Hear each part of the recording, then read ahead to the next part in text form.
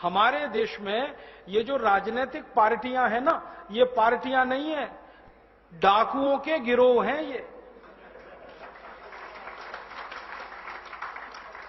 हां, मैंने इनको पार्टी कहना बंद कर दिया। लुटेरों के गिरोह हैं ये, पार्टी नहीं है आप। और लूट में नेताजी लगे हैं, उनकी पत्नी लगी है, फिर उनका बेटा लगा है, बेटे की भी पत्नी लगी है, फिर उनका चाचा, उनका ताऊ, उनका भतीजा, उनका मामा, उनका साला, सभी तो लूटने में लगे हैं। बताओ कौन सा खानदान है जो नहीं लूट रहा है? खानदान के खानदान लूट में लगे हुए हैं। यही देख लो आंध्र प्रदेश में। कल तक आंध्र प्रदेश के जिन नेताओं के पास टूटी साइकिल नहीं थी 20 साल पहले, आज उनकी संपत्ति हजारों करोड़ में कहां से आ गई? लूट के आई। और आंध्र प्रदेश क्या, महाराष्ट्र में देख लो, कर्नाटक में, सब जगह यही हाल है। और ये जो राजनीति है, ये चूंकि लुटेरों का गिरोह बन गई है, इसलिए हर लूटखोर नेता का बेटा और बेटी उसमें घुस रहे हैं, क्योंकि इससे ज्यादा आसान काम और क्या मिलेगा? चाय की दुकान भी चलानी पड़ती है तो मेहनत लगती है। यहां राजनीति में बिना मेहनत के लूटने को मिलता है। ना कोई मेहनत है, ना कोई मशक्कत है, ना कोई टैक्स देना है, और ना किसी से कोई जवाबदेही है। लूटो लूटो, घर भरो, विदेशी बैंकों के खाते भरो, ये है हमारे देश में। तो मैंने कहा कि अभी एक रास्ता तो ये है कि हम सब फिर से महात्मा गांधी, भगत सिंह, ऊधम सिंह, चंद्रशेखर का अवतार ग्रहण करें और इन नए काले अंग्रेजों को इस लूट की व्यवस्था से बाहर करें। ये एक रास्ता है। एक और रास्ता है दूसरा, कि हम सब कुछ ना करें, खामोश बैठे रहें। एक दूसरा रास्ता और है, खामोश बैठे रहें और कहें जो हो रहा है अच्छा हो रहा है, आगे होगा और भी अच्छा होगा, तुम क्यों व्यर्थ चिंता करते हो, तुम क्या लाए थे, क्या ले जाने वाले हो। ये दूसरा रास्ता है। हां, और इस रास्ते पर हमको भटकाने वाले 10-20 नहीं है, सैकड़ों लोग हैं। रोज आते हैं और माला पकड़ा देते हैं कि राम राम राम राम, राधे राधे राधे राधे, राम राम राम राम, राधे राधे, बस यही करो, देश तो ठीक हो जाएगा। और ज्यादा उनसे तर्क करो तो कहने लगे तुम क्यों व्यर्थ चिंता करते हो, तुम क्या लाए थे, क्या ले जाओगे, जो हो रहा है अच्छा हो रहा है, देश लुट रहा है अच्छा हो रहा है, आगे लुटेगा और अच्छा होगा। वो हमको समझाते हैं और इसी को धर्म कहते हैं, इसी को धर्म कहते हैं। और आजकल धर्म के व्यापार करने वालों की बाढ़ आई हुई है। हां, बहुत बड़ी फौज खड़ी हुई है उनकी। एक आया राम की कथा कहेगा 10 करोड़ लेके जाएगा, दूसरा कृष्ण की कथा कहेगा वो 15 करोड़ लेके जाएगा। और आप जैसे भोले भाले मूर्ख लोग डालते हैं उनके पात्रों में, ले जा भाई। ये बापू नहीं है, डाकू है। बापू नाम तो शर्म आती है कहते हुए। कहीं से 10 करोड़ लूटो, कहीं से 20 करोड़, कहीं से 25 करोड़। और आप लोगों की मजबूरी है कि काले धन का करें क्या? इनकम टैक्स वाले पकड़ते हैं तो ये बापुओं को देते रहते हो आप, क्या करें उसका? और ये बापू लोग हमें सिखाते रहते हैं जो हो रहा है अच्छा हो रहा है, वाह वाह। मैंने देखा है क्या क्या पाखंड और नौटंकी चलता है। भगवान राम की कथा कहने आते और भगवान राम की जिंदगी के वो प्रसंग कभी नहीं सुनाते जो हम में वीरता पैदा करें, जो साहस पैदा करें। राम की जिंदगी में बहुत सारा हिस्सा साहस का है, वीरता का है। जब 14 वर्ष के लिए वनवास चले गए राम, तो हमको सुनाई जाती है राम की जो कथा ना, उसमें कहते हैं राम ने 14 साल एक ही काम किया, हाय सीते हे सीते, हाय सीते हे सीते, हाय सीते, ये सुनाते हैं हमको।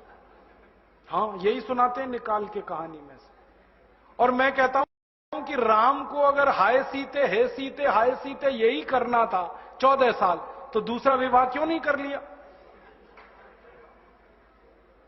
सैकड़ों राजा तैयार थे अपनी राजकुमारियों को राम को देने के लिए, वो तो कर लेते दूसरा विवाह।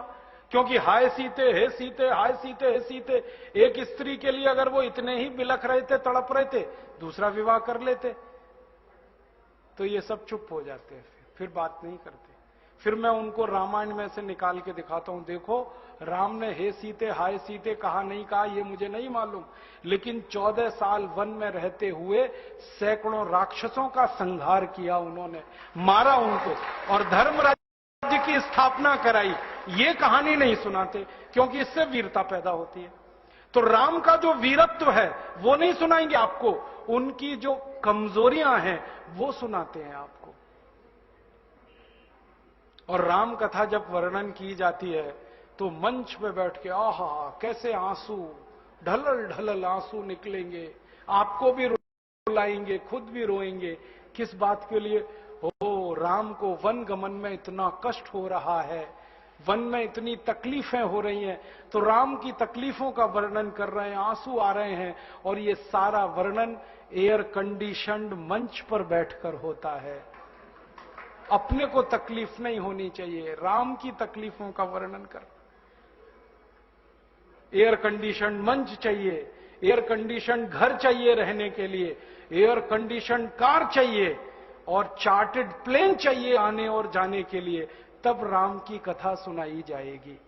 जो राम जिंदगी भर पैदल चलते रहे, जिन्होंने अपना रथ भी छोड़ दिया था अयोध्या से निकलते समय, वो राम ने जिंदगी भर पैदल चल के काम किया और यहां एयर कंडीशन कारों में घूम घूम कर, चार्टर्ड प्लेन में घूम घूम कर राम की कथा सुनाते हैं।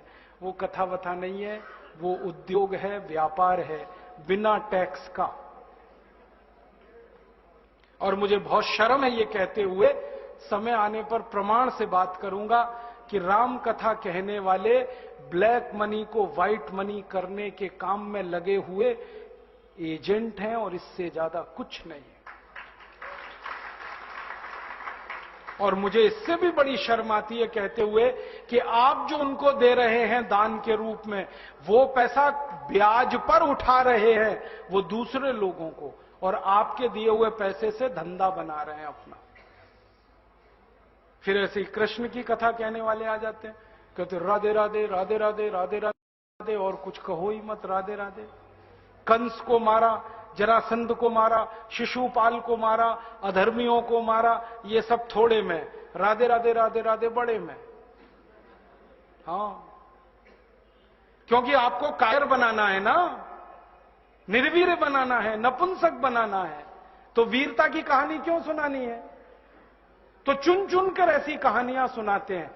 और मैं आपको बहुत गंभीर बात कह रहा हूं कि ये सारे हमारे देश में जो पाखंडी लोग हैं ना, राम और कृष्ण की कथा कहने वाले, ये सरकारों के साथ मिले हुए हैं, क्योंकि सरकारों ने इनको एक कान में मंत्र फूंका है, तुम लोगों का ध्यान इस तरफ भटकाते रहो ताकि कोई महंगाई के खिलाफ न लड़े, गरीबी के खिलाफ न लड़े, बेरोजगारी के खिलाफ न लड़े, अत्याचार के खिलाफ न लड़े, वो डूबा रहे राधे राधे राधे राधे राम राम राम राम बस इसी में।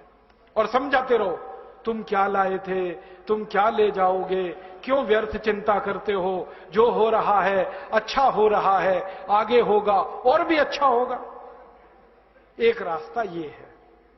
अब दो रास्ते हैं अपने सामने, एक रास्ता भगत सिंह का, ऊधम सिंह का, चंद्रशेखर का, एक रास्ता हमारे ये धर्म गुरुओं का, पाखंडियों का, जो राम की कथा, कृष्ण की कथा। मुझे बहुत ऑफर आए हैं, मैं आपको दिल का दर्द बता रहा हूं, सच में कह रहा हूं, आपसे नाम नहीं लेता।